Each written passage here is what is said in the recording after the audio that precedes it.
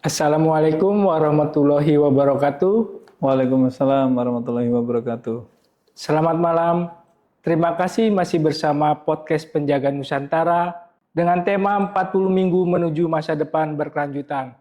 Saya Edi Gesang dan masih bersama Bapak Taufik Supriyadi selaku penggiat lingkungan. Apa kabarnya Pak malam hari ini? Baik Mas Edi, alhamdulillah luar biasa. Terima kasih Pak. Di episode kali ini akan kita bahas tentang pengolahan sampah anorganik melalui ekobrik. Apa saja di Penjaga Nusantara akan kita kupas tuntas. Nah Pak, selamat malam Pak. Malam Mas Edi. Sehat Pak? Alhamdulillah luar biasa. Harus terus semangat untuk Tetap menjaga semangat lingkungan. ya Pak. Yes. Nah, Pak, di 41 item media percontohan pembelajaran pencegah krisis planet, itu kan salah satunya ada ekobrik. Yang melatar belakangnya apa sih Pak? Baik, terima kasih Mas Edi. Sahabat Penjaga Nusantara, di tempat kita dari 41 item ini salah satunya adalah ekobrik. Ekobrik ini digagas pertama kali adalah dalam rangka untuk mengurangi sampah anorganik yang ada di wilayah kita dengan tujuan untuk menuju pembangunan berkelanjutan. Setidaknya niat kita mengurangi sampah yang dibawa ke tempat pembuangan sampah dan juga ke tempat pembuangan akhir gitu.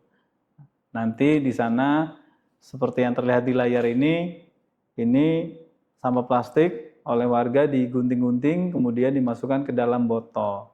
Tujuannya karena seperti pembahasan podcast sebelumnya, kita ingin punya perpustakaan warga yang mana kursinya dimanfaatkan, digunakannya dari sampah organik. Nanti kita contohkan Mas Edi, dari sampah anorganik yang dimasukkan ke dalam botol gitu Mas Edi. Oh begitu ya Pak. Yap. Sejauh ini penerapan ekobrik itu apa udah ada solusinya Pak? Ya, jadi ekobrik di tempat kita ini seperti, boleh saya ambil nggak nih Mas Edi? Oh boleh Pak. Ini sini. Nah, sahabat Penjaga Nusantara, ini adalah ekobrik hasil dari buatan warga, di mana botol ini seperti yang terlihat di layar, ini adalah diisi dari plastik yang kita gunting-gunting. Saya taruh sini Mas Edi ya. Iya. Kita gunting-gunting kemudian dipadatkan gitu. Di banyak jurnal, di banyak tulisan rata-rata ini beratnya adalah 500 sampai 700 gram. Jadi kalau ini 9 kemudian diikat jadi satu, jadi kursi, ini sebenarnya bisa duduk juga nih sahabat Penjaga Nusantara. Ini beratnya 700 gram. Kalau buat setiap pagi buat angkat barbel bisa tambah gede bicep kita nih Mas Edi. Gitu Mas Edi. Jadi ini sejauh ini memang ini efektif untuk membantu kita, membantu pemerintah mengurangi sampah anorganik yang dibuang ke tempat pembuangan akhir. Itu Mas Edi. Oh gitu ya Pak. Di waktu senggang Bapak di layar ini sempat juga ya membuat ekobrik. Apa ada warga Bapak ya Pak yang membuat ekobrik juga Pak? Baik, terima kasih sahabat Penjaga Nusantara, Mas Edi.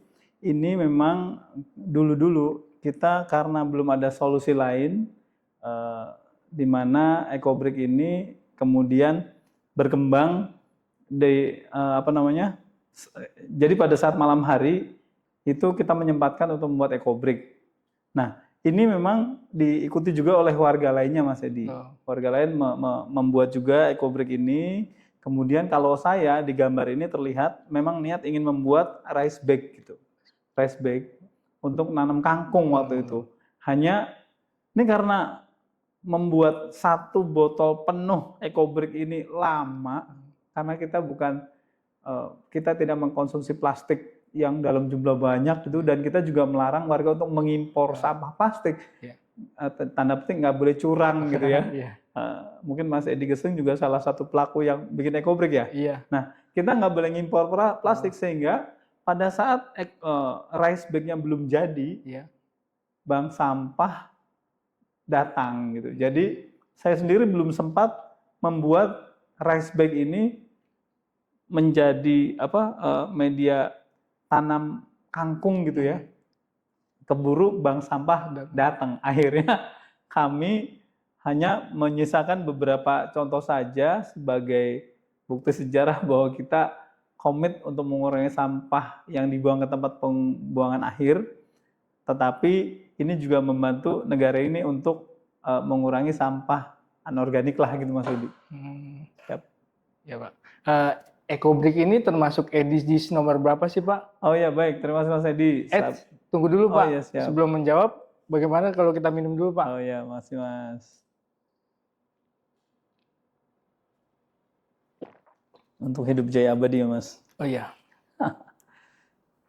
Silakan Pak, dijawab pertanyaan baik, Pak. Sahabat Penjaga Nusantara, Ecobrik ini adalah salah satu perwujudan dari SDGs nomor 11. Di mana nomor 11 ini kota dan komunitas berkelanjutan. Di mana kita niat untuk memperbaiki kualitas hidup warga dengan pengurangan limbah dan juga peningkatan ekonomi lokal. Mengapa? Karena ini kalau dibuat dalam jumlah yang banyak, kan enak dilihat ya, Mas Edi ya. Iya. Dan ini kan bisa dimanfaatkan untuk tempat duduk kita gitu. Kalau 9 ini diikat dengan kokoh, kemudian dibungkus dengan anyaman. Dan sahabat Penjaga Nusantara, ini bungkus plastiknya ini juga adalah anyaman-anyaman dari produk kopi kalau tidak salah gitu ya. Nah ini kan kalau saya sendiri melihatnya enak dilihat gitu. Harusnya memang kalau terus berlanjut gitu ya, ini juga sama-sama menghasilkan uang. Bank sampah, warga dapat uang. Ini juga kalau dijual kan dapat uang juga gitu Mas Edi. Nah kemudian yang kedua, ini SDGs nomor 12.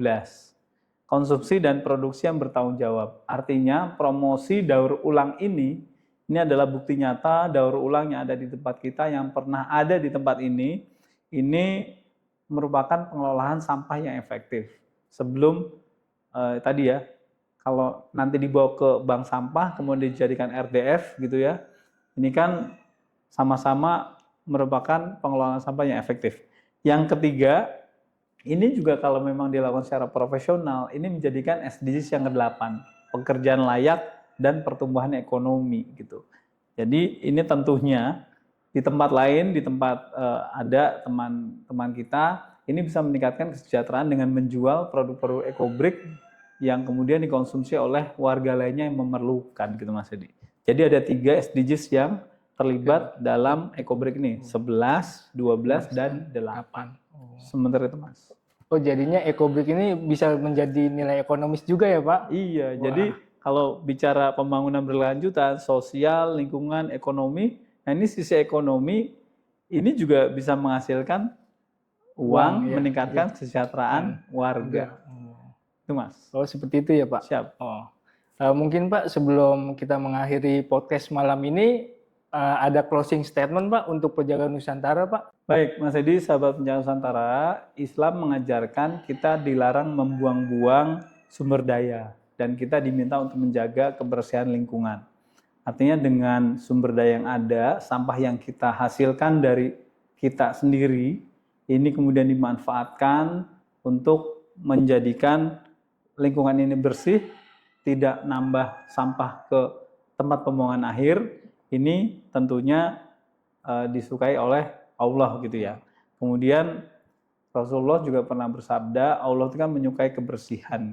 Jadi melalui Ecobrik ini tentunya ya lingkungan jadi lebih bersih gitu, nggak dibuang. Kalau banyaknya melakukan ini sebetulnya kan juga bermanfaat buat lingkungan gitu Mas.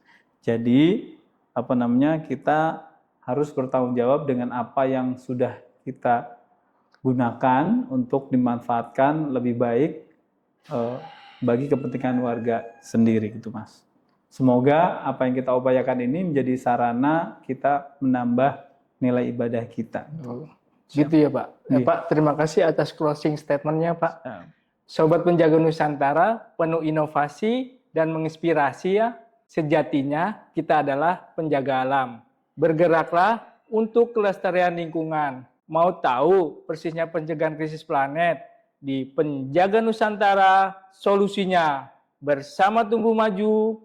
Penjaga Nusantara untuk Indonesia. Terima kasih Pak. Terima kasih Mas Edi. Assalamualaikum. Waalaikumsalam. Selamat malam Penjaga Nusantara. Terima kasih.